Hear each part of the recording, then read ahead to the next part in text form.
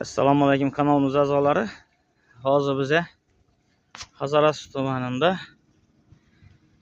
5 ta ayak kum tarafda maxsusa 100 kilovatlik quyosh panel sistemani ishga tushirib berdik. Bu yerda bir taraflama panellar 620 lik panel qo'yib berdik.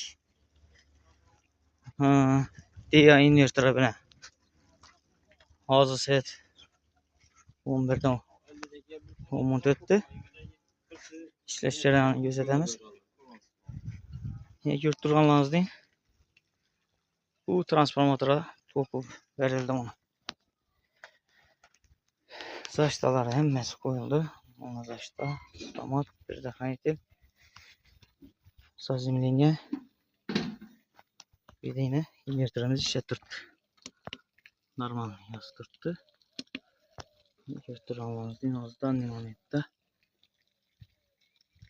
57,5 kilovat berib turibdi.